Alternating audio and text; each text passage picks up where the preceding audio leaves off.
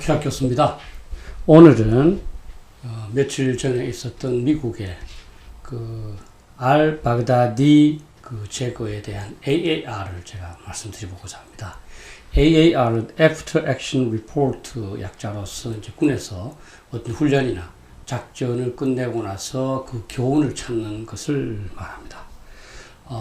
여러분도 잘 아시겠지만 미국의 특수부대는 IS, 이슬람 국가를 창설해서 지금까지 정신적 지도자로 활약을 해온 아부두 바칼 알-바그다디를 제거했다고 2019년 10월 27일 공구 시에 미국 시간입니다. 발표를 했습니다.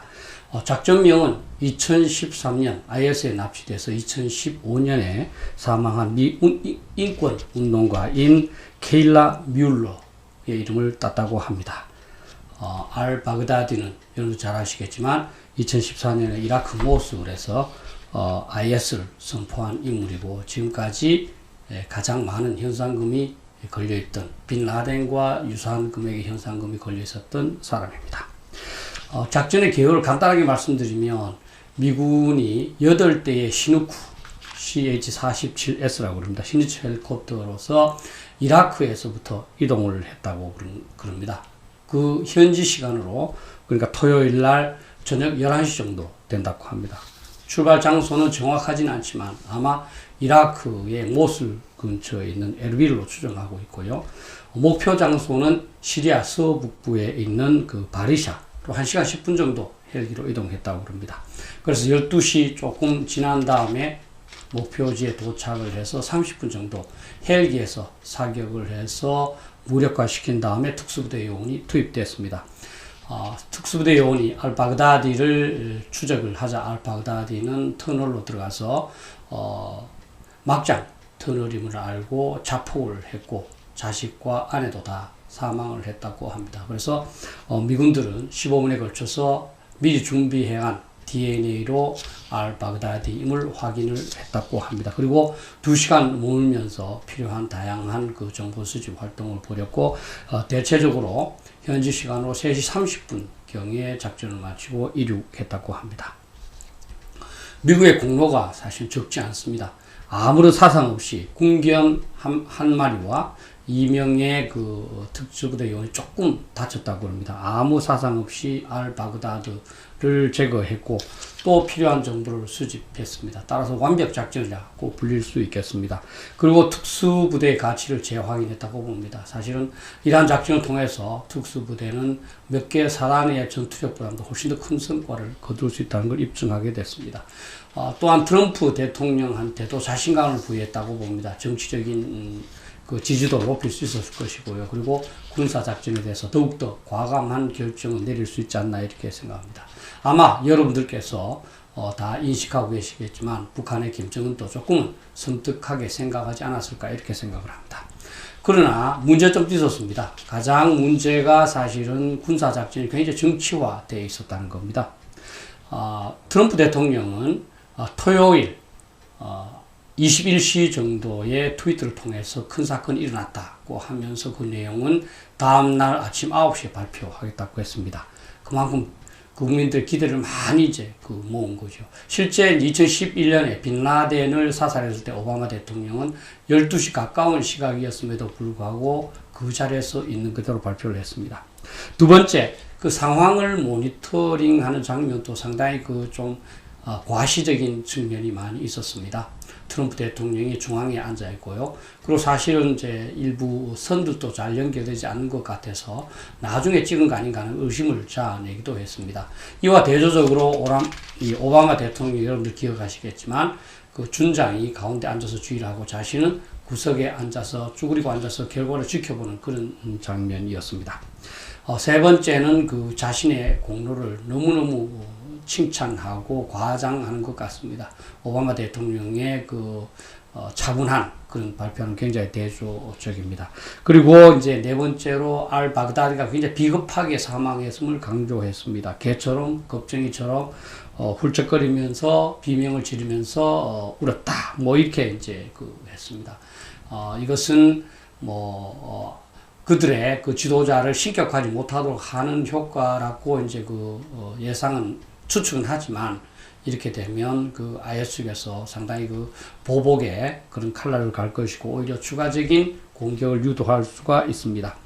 마지막으로 사실 민주당 지도부에게는 그 사전에 알려주지 않았습니다. 비밀이 누설된다는 거였는데요. 실제 오바마 때는 다 알렸죠. 그래서 지금까지 그 미국 내에서는 대부분의 중요한 결정은 여야 지도부는 공유해오던 그런 걸 깨뜨렸고, 따라서 국가 안보조차도 정략적으로 이용한다는 비판을 피할 수가 없게 되었습니다. 또 추가적으로 몇 가지 비판되는 점도 있습니다. 우선 이 작전이 성공은 했지만 굉장히 위험했다는 겁니다.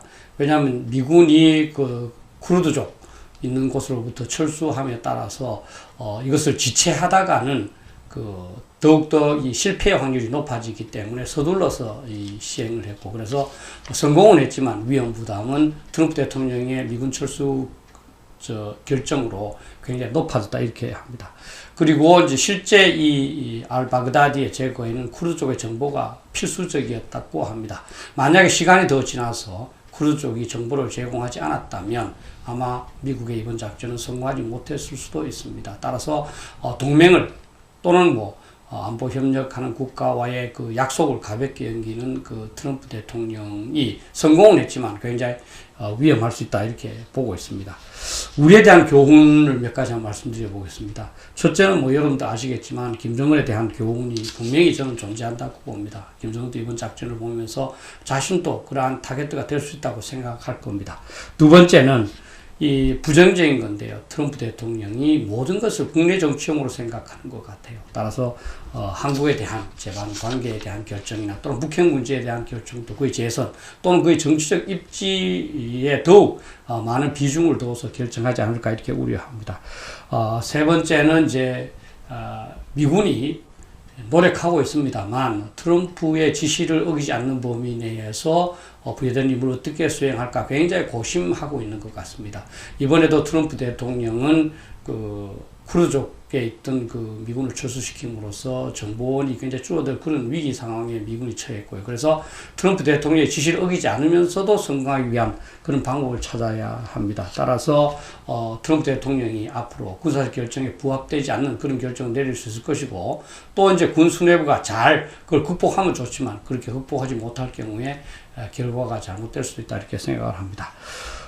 네 번째는 저는 이제 이번 그 사태로 혹시 우리 국민들께서 순회만 제거하면 모든 문제가 해결될 것으로 이렇게 착각할까 봐 좀 걱정이 됩니다. 사실은 그렇지 않습니다. 이미 알바그다디도 후임자를 정해놨다고 그런 얘기를 하고요. 북한의 경우에도 김정은이 제거된다고 해서 모든 문제가 해결되는 것은 아닙니다. 따라서 단방향 특효약으로 문제를 해결할 수 있다 하는 이런 그 자세는 갖지 않는 것이 필요할 것 같습니다.